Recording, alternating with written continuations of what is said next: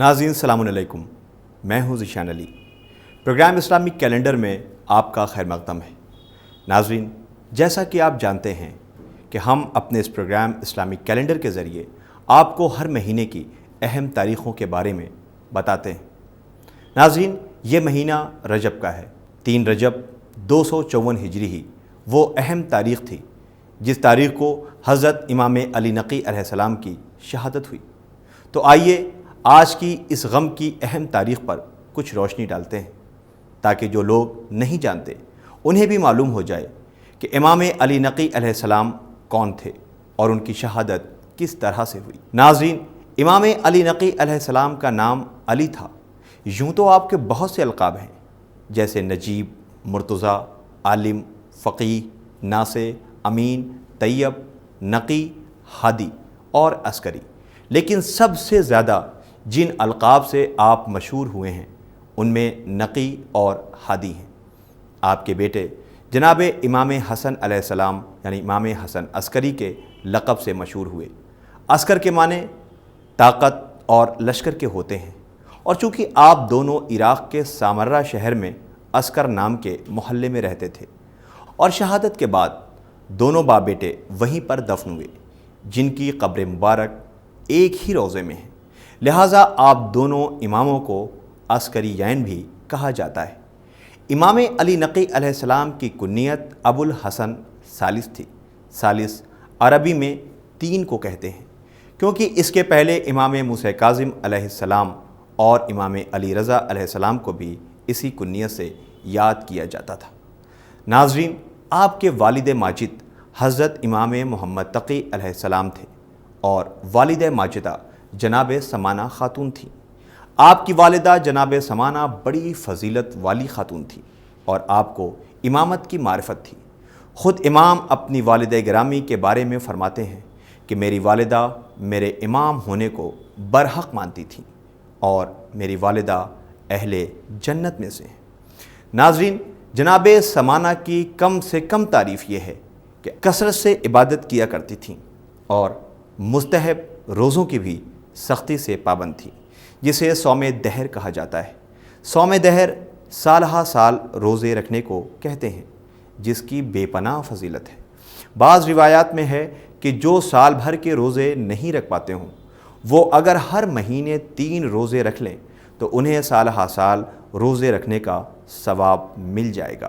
اللہ تعالیٰ نے کردار کی بلندی و پرہیزگاری کی وجہ سے ہی انہیں امام کی ماں ہونے کا شرف بخشا۔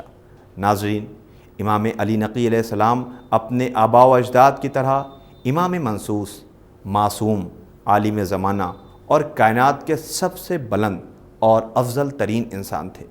آپ علم و سخاوت، طہارت نفس، بلندی کردار اور پاک صفات میں اپنے والد ماجد کی جیتی جاگتی تصویر تھے۔ آپ بتاریخ 5 رجب سن 214 ہجری منگل کے روز مدینہ منورہ میں پیدا ہوئے۔ آپ کے زمانے کے جو حاکم تھے ان میں سب سے پہلا نام مامون رشید کا آتا ہے، جس کے دور میں آپ کی ولادت باسعادت ہوئی۔ سوائق مورخہ پیج 123۔ اس کے بعد سن 218 ہجری میں معتصم باللہ خلیفہ ہوا۔ معتصم کے بعد 227 ہجری میں واسق ابن معتصم نے حکومت سنبھالی۔ 232 ہجری میں جب واسق کی موت ہو گئی تو متوکل کے ہاتھ میں حکومت آ گئی اور وہ 247 ہجری تک تخت حکومت پر بنا رہا۔ متوکل کے مرنے کے بعد اس کی 3 اولاد ایک کے بعد ایک حاکم بنتی رہیں۔ 247 ہجری میں منتصر بن متوکل، 248 ہجری میں مستعین بن متوکل نے حکومت کی اور 252 ہجری میں متوکل کے تیسرے بیٹے معتز بن متوکل نے حکومت سنبھالی۔ حکومت سنبھالنے کے 2 سال بعد 254 ہجری میں اس نے امام علی نقی علیہ السلام کو زہر دلوا کر شہید کرا دیا تھا۔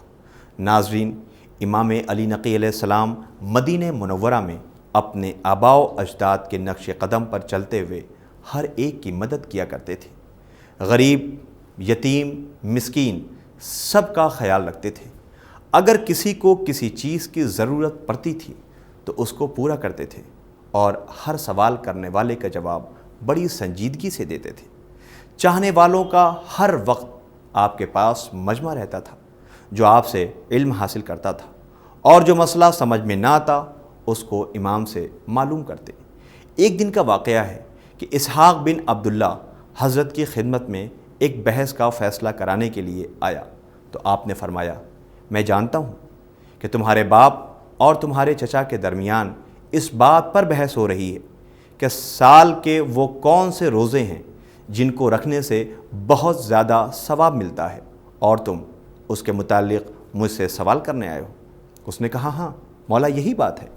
آپ نے فرمایا، سنو، 4 روزے وہ ہیں جن کے رکھنے کی تاکید کی گئی ہے۔ پہلا، پیغمبر اسلام صلی اللہ علیہ وآلہ وسلم کی ولادت باسعادت کے دن یعنی 17 ربیع الاول۔ دوسرا، یوم بعثت معراج یعنی 27 رجب المرجب۔ تیسرا، ذیقات کی 25 تاریخ جس دن کعبے کے نیچے سے زمین بچھائی گئی اور کوہ جودی پر سفینہ نوح کو قرار ملا۔ اور چوتھا، یوم غدیر یعنی 18 ذی الحجہ جس دن رسول خدا صلی اللہ علیہ وآلہ وسلم نے اللہ کے حکم سے غدیر کے میدان میں 1.25 لاکھ حاجیوں کے درمیان حضرت علی علیہ السلام کی ولایت و خلافت کا اعلان کیا تھا۔ جو ان دنوں میں روزہ رکھے اس کو بہت ثواب ملے گا۔ مناقب جلد 5 پیج 123۔ ناظرین، آپ کے علم اور کردار کی شہرت کی وجہ سے آپ کے ارد گرد چاہنے والوں کا مجمع لگا رہتا تھا، جس کی وجہ سے بادشاہ وقت پریشان رہتا تھا، اور اسی لیے اس نے امام علیہ السلام کو ستانے اور ان کے اوپر نظر رکھنے کے لیے حاکم مدینہ عبداللہ بن محمد کو خامشی سے حکم دیا کہ وہ امام علی نقی علیہ السلام کو ستانے میں کوئی کمی نہ کرے۔ چنانچہ اس نے بادشاہ کو خوش کرنے کے لیے پوری لگن کے ساتھ اپنا کام شروع کر دیا۔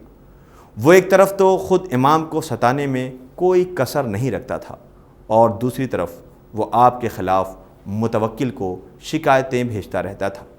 امام علیہ السلام کو جب یہ معلوم ہوا کہ حاکم مدینہ نے آپ کے خلاف سازشیں شروع کر دی ہیں تو آپ نے متوکل کو ایک خط لکھا جس میں حاکم مدینہ کے ظلم و زیادتی کا ذکر فرمایا۔ متوکل نے آپ کا خط پڑھ کر جواب میں معذرت لکھنے کے بعد آپ کو سامرہ چلے جانے کا مشورہ دیا۔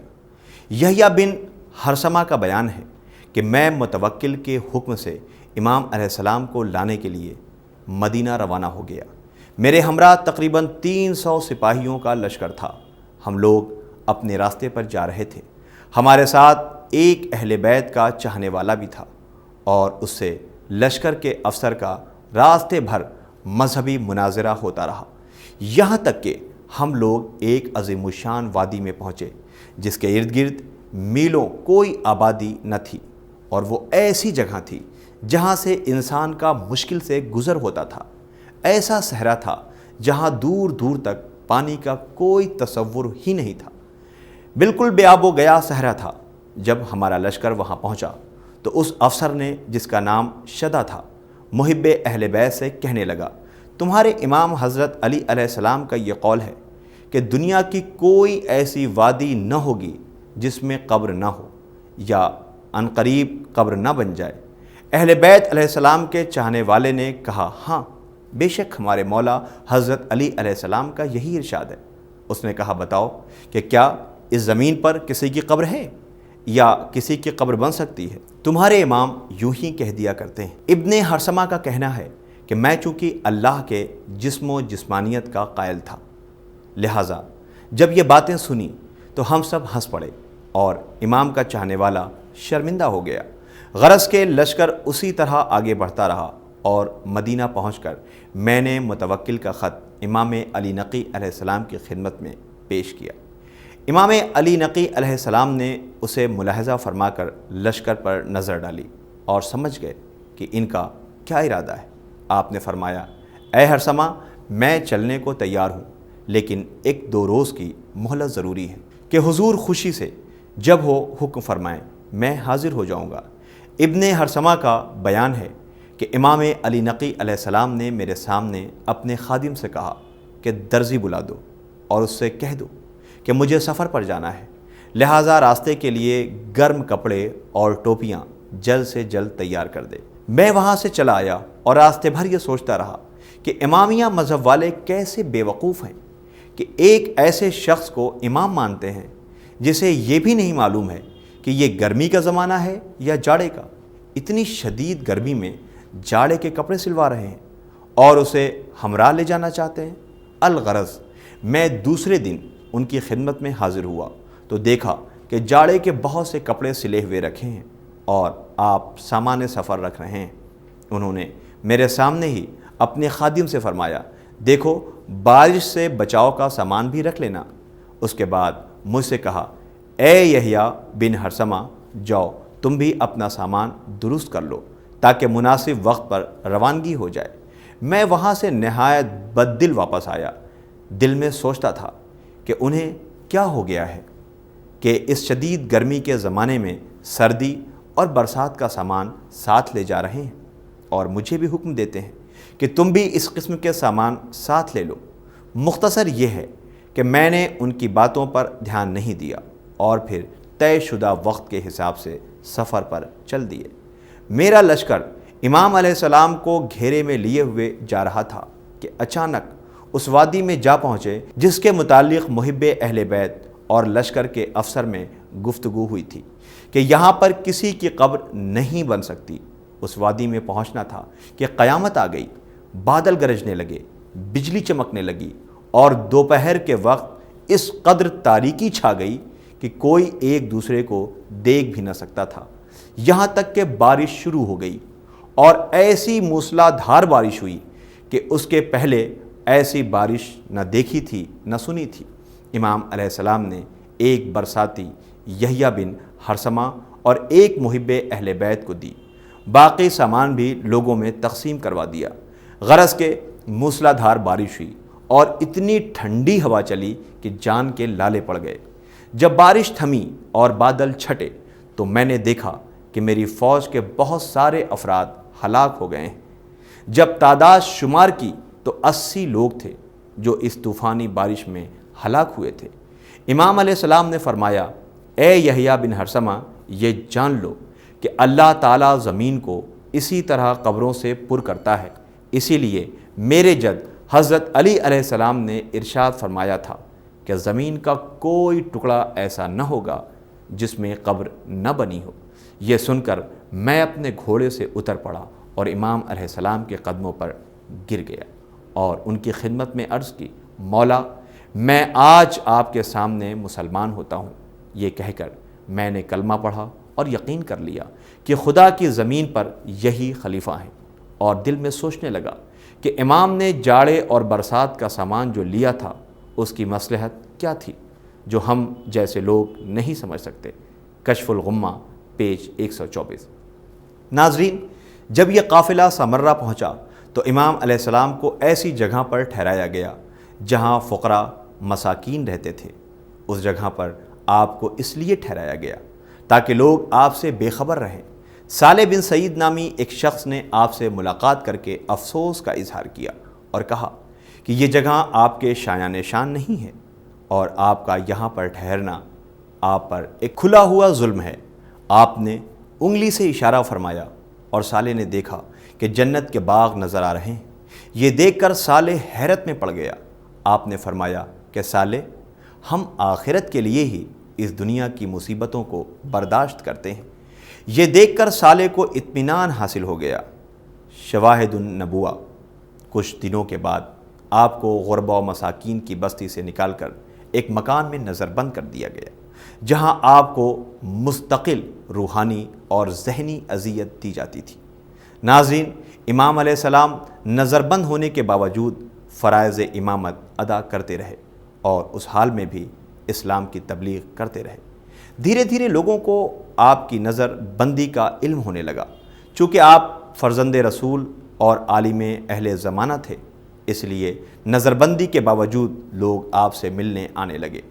آپ لوگوں کو اصول اسلام اور عبادت کی تعلیم دیا کرتے تھے اور شب و روز عبادت گزاری میں مشغول رہا کرتے تھے۔ امام علیہ السلام کی زندگی اسی طرح گزرتی رہی اور ایک دن متوکل کو خود اس کے بیٹے اور غلام نے مل کر قتل کر دیا۔ اس کے بعد اس کے تینوں بیٹے ایک کے بعد ایک خلیفہ ہوتے رہے، یہاں تک کہ 252 ہجری میں معتز بن متوکل خلیفہ ہوا اور اس نے اپنے باپ کی تاریخ ظلم کو آگے بڑھاتے ہوئے حضرت امام علی نقی علیہ السلام کو زہر دلوا کر شہید کرا دیا۔ آپ کی شہادت 3 رجب سن 254 ہجری دوشنبے کے روز ہوئی۔ آپ نے اپنی شہادت سے پہلے امام حسن عسکری علیہ السلام کو تمام تبرکات انبیاء وغیرہ سپرد کیے۔ آپ کی شہادت پر حضرت امام حسن عسکری علیہ السلام نے سوگ میں اپنا گریبان چاک کیا۔ جب لوگوں نے اعتراض کیا تو آپ نے فرمایا کہ یہ سنت انبیاء ہے۔ حضرت موسیٰ علیہ السلام نے وفات ہارون پر اپنا گریبان چاک کیا تھا۔ الدمۃ الثاقبہ پیج 148، جلال العیون پیج 294۔